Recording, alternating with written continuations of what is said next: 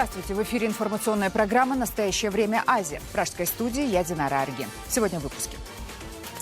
Хадиджа Исмайлова на свободе. Известной азербайджанской журналистке, приговоренной к 7,5 годам лишения свободы за экономические преступления, Верховный суд неожиданно изменил меру наказания. Дело Исмайловой называли политически мотивированным. Родные и близкие не скрывали слез радости.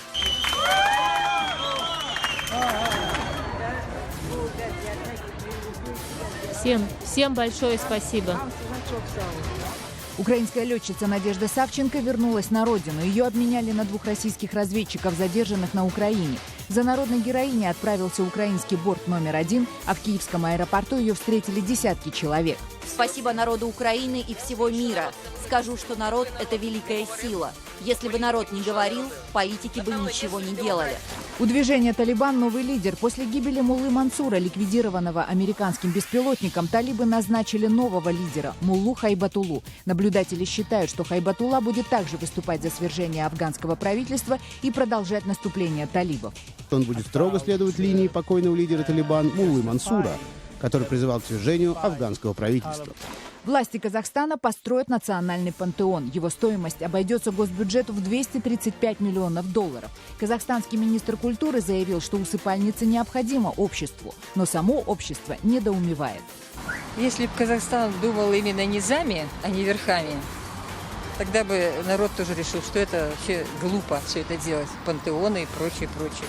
Потому что если он окажется в пантеоне, это же не значит, что он останется на троне.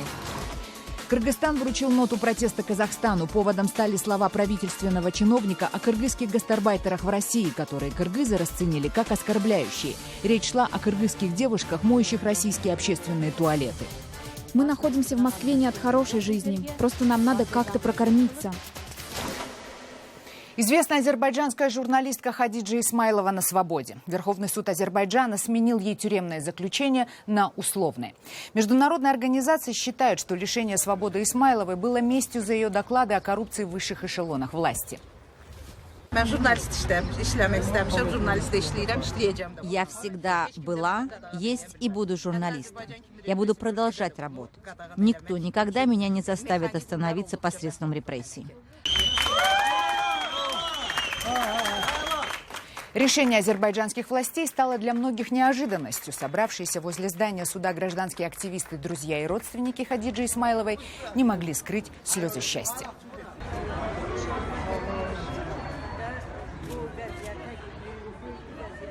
Всем большое спасибо. Хадиджа Исмайлова была арестована 5 декабря 2014 года. В сентябре 2015-го суд Баку признал ее виновной в экономических преступлениях и приговорил к 7,5 годам тюремного заключения. Сама журналистка и ее адвокаты считали дело политически мотивированным. Хадиджа Исмайлова – лауреат ряда престижных международных премий, таких как премия имени Анны Политковской за раскрытие фактов коррупции и премии ЮНЕСКО за борьбу за свободу слова. Некоторое время назад к адвокатской команде Исмайловой присоединилась известный юрист Амаль Клуни, которая обещала подать иск от имени Исмайловой в Европейский суд по правам человека. Не исключено, что именно это заявление повлияло на изменение приговора. Украинская летчица Надежда Савченко в Киеве, а сотрудники российского ГРУ Евгений Ерофеев и Александр Александров в Москве. Обмен все-таки состоялся. В аэропорту Савченко встречали десятки журналистов и общественных активистов. Я хочу вибачення попросити в тих матерів, діти яких сидять в неволі, а я на волі. Я хочу вам сказати, так, я не поверну мертвих, але я завжди готова покласти своє життя ще раз на полі бою за Україну. За уже бывшими заключенными отправили самолеты президентских авиапарков. В течение дня мы следили за данными ресурсов Flight Radar. Самолеты оказались в воздухе практически одновременно. События развивались быстро и синхронно. Утром стало известно, что Петр Порошенко помиловал россиян. Днем пришло сообщение о помиловании украинки. Любопытная деталь. Пресс-секретарь Владимира Путина Дмитрий Песков отметил, отпустить Савченко просили родственники погибших журналистов ВГТРК. В причастности к их убийству летчицу, собственно, и признали виновной. Просила о помиловании сама Савченко или это сделали ее адвокаты, пока неизвестно. Тем более, что днем ранее летчица запретила это делать своим защитникам. Петр Порошенко пригласил журналистов в свою администрацию и сделал заявление. Настал тот день, когда вернулась Надежда Савченко.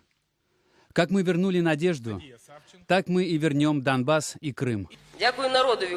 Спасибо народу Украины и всего мира. Скажу, что народ – это великая сила. Если бы народ не говорил, политики бы ничего не делали. Появление Савченко в Киеве, по мнению политологов, ломает всю систему координат украинского политикума. И в Кремле это, безусловно, хорошо понимали. Военная летчица – герой Украины и символ борьбы. В аэропорту перед камерами появилась и Юлия Тимошенко. По мнению украинского политолога Сергея Гайдая, все, кто имел прямое или косвенное отношение к освобождению Надежды Савченко, не упустят возможности сделать себе на этом пиар. Вот что он сказал, в частности, по этому поводу. Сегодня ничего нельзя прогнозировать. Может быть сценарий, когда мы получим человека, который ворвется в украинскую политику с наивысшим рейтингом. Может быть и другой сценарий. Много раз жизнь показывала, что боец на поле боя в критических условиях выступает весьма мужественно, но с политическими процессами он абсолютно не справляется. Я боюсь, что мы получим одного из серьезных критиков президента, как бы он ни пытался сегодня, скажем так, факт освобождения Савченко превратить в собственный пиар. Я думаю, такие же сложности Юлии Тимошенко, потому что говорить, что Юлия Тимошенко сегодня является политиком, которому верит Украина и который является настоящей оппозицией, нельзя. Все потенции возглавить список наиболее рейтинговых политиков Украины у Савченко есть. И вряд ли она будет послушной игрушкой в руках президента или Юлии Тимошенко. За сообщениями о Савченко на второй план ушли новости из зоны боевых действий. На Донбассе вновь настоящая война. В Совете национальной безопасности и обороны Украины обстрелы называют самыми интенсивными за последний год.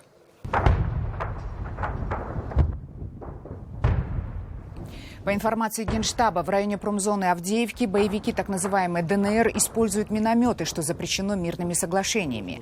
Огонь ведется и на Мариупольском направлении. Среди военнослужащих украинской армии есть погибшие и раненые. Военные сообщают, что таких обстрелов не было с 2014 года, когда в результате одного боя уничтожались сразу несколько поселков. Раненых украинских военных везут в госпитали в Харькове и Днепропетровске. За выходные мы приняли 14. 4 было в тяжелом состоянии. Это и пулевые, и минно-взрывные ранения. Сразу же переливали кровь. 2 сразу взяли в операционную. Наши хирурги несколько часов делали операции. Всех бойцов в настоящее время удалось спасти. Теракт в пригороде Кабула. В результате взрыва смертника погибло 10 человек и 4 ранены. Смертник подорвал автобус, в котором ехали сотрудники окружного суда. На место прибыли машины скорой помощи и отряды полиции, которые оцепили район взрыва. Ответственность за нападение пока не взяла на себя ни одна экстремистская группировка. Нападение произошло через несколько часов после того, как движение «Талибан» признало гибель своего лидера Муллы Мансура. Он был убит ракетой, выпущенной американским беспилотником в Пакистане. Новым лидером талибов стал Маулави Хайбатулла Ахундзада, бывший заместитель Мансура и главный судья движения. Информации о нем немного. Известно, что он мулла из Кандагара, пользующийся среди талибов огромным уважением как религиозный авторитет. Многие его ученики занимают сейчас высокие посты в иерархии талибов. Мулла Хайбатулла не принимал активного участия в боевых действиях. О том, что стоит ожидать от нового лидера движения, мы спросили у обозревателя афганской службы «Радио Свобода» Хабиба Кадыра. Он провел в Талибан всю свою жизнь и придерживался экстремистской идеологии. Он известен тем, что часто выступал с заявлениями, призывающими к прекращению переговоров с правительством Афганистана и продолжению наступления. Он также известный критик присутствия иностранных войск в Афганистане. Мы ожидаем, что он будет строго следовать линии покойного лидера Талибан Муллы Мансура, который призывал к свержению афганского правительства. Однако они не в состоянии этого сделать. В то же время они не хотят мира. Чего они добиваются сейчас, так это захватить больше территорий и иметь больше козырей в переговорах. Далее в программе. Власти Казахстана построят национальный пантеон. Его стоимость обойдется госбюджету в $235 миллионов. Казахстанский министр культуры заявил, что усыпальница необходима обществу, но само общество недоумевает. Если бы Казахстан думал именно низами, а не верхами, тогда бы народ тоже решил, что это вообще глупо все это делать, пантеоны и прочее, прочее. Потому что если он окажется в пантеоне, это же не значит, что он останется на троне. Кыргызстан вручил ноту протеста Казахстану. Поводом стали слова правительственного чиновника о кыргызских гастарбайтерах в России, которые кыргызы расценили как оскорбляющие. Речь шла о кыргызских девушках, моющих российские общественные туалеты. Мы находимся в Москве не от хорошей жизни. Просто нам надо как-то прокормиться.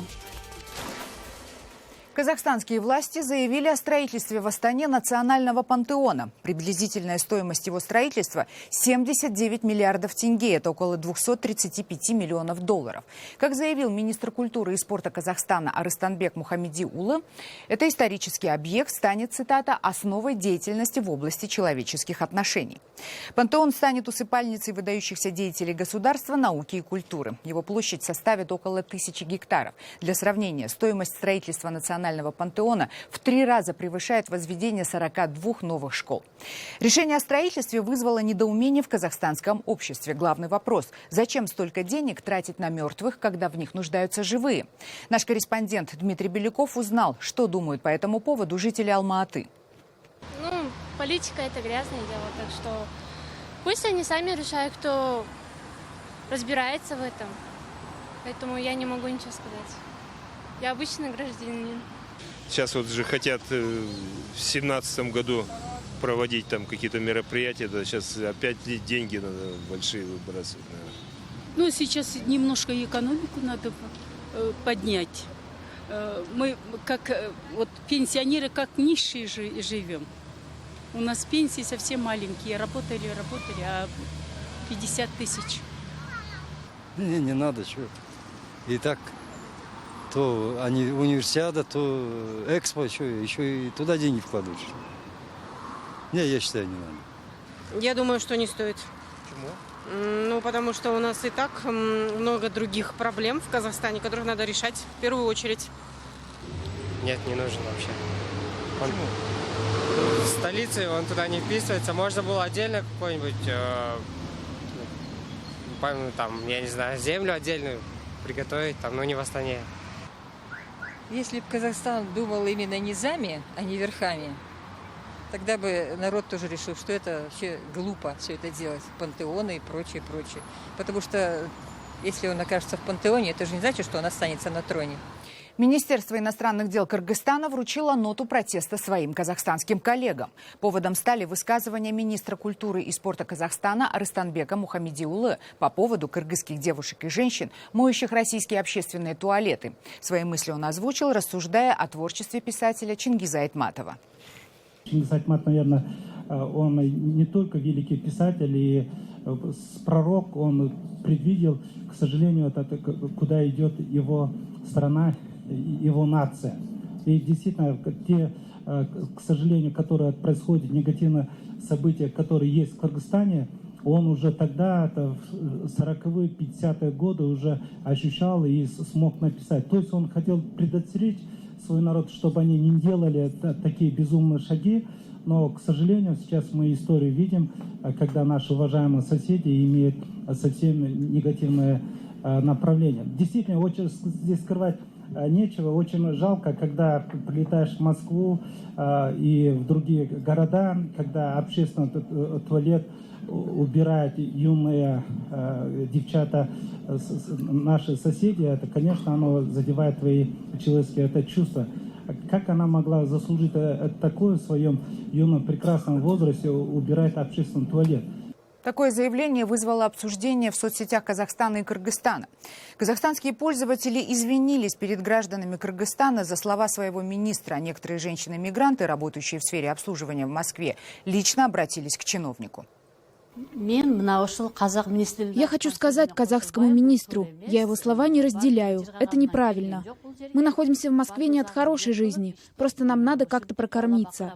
Если на то пошло, здесь среди нас немало граждан Казахстана. И они, так же, как и все, моют туалеты. В этом ничего постыдного нет. Это не такое плохое явление. Мы с чистыми домыслами заработали на то, чтобы достроить свой дом, который для нас как Белый дворец. Все иностранцы, которые здесь находятся, работают по своей воле, и мы в том числе. И ничего предосудительного или унизительного в том, что мы здесь находимся, нет.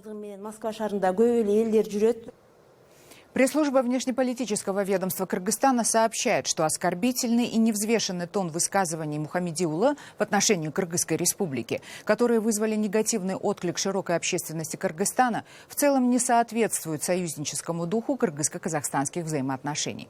О реакции казахстанского министра на ноту протеста пока ничего не сообщается.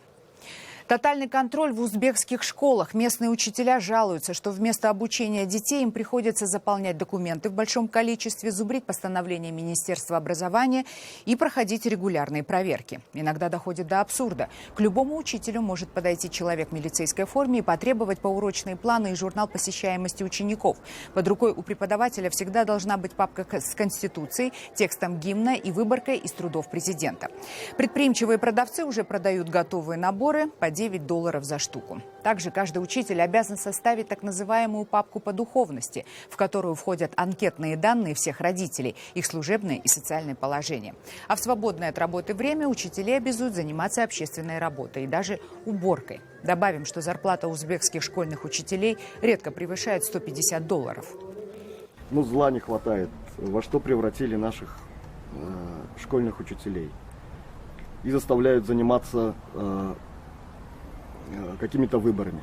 Учителя после уроков должны идти дома обходить, неизвестно в квартиры стучать, собирать подписи. Это бесплатная рабочая сила. Их обязывают заниматься уборкой. Вот чем учителя занимаются вместо того, чтобы преподавать. Зла не хватает. В Таджикистане существует 4 свободные экономические зоны. Самая быстро развивающаяся из них находится в Сагдийской области. Для чего она была создана? Какие здесь условия для компаний, открывших свои производства, и с какими проблемами они сталкиваются, расскажет Анушервон Арипов. На заводе по производству алюминиевых профилей практически все автоматизировано. Станки сами плавят металл, придают форму и охлаждают. Работники только следят за аппаратурой и отгружают готовую продукцию. Обязательное требование ко всем предприятиям в свободной экономической зоне – использование качественных новых технологий и безотходность производства.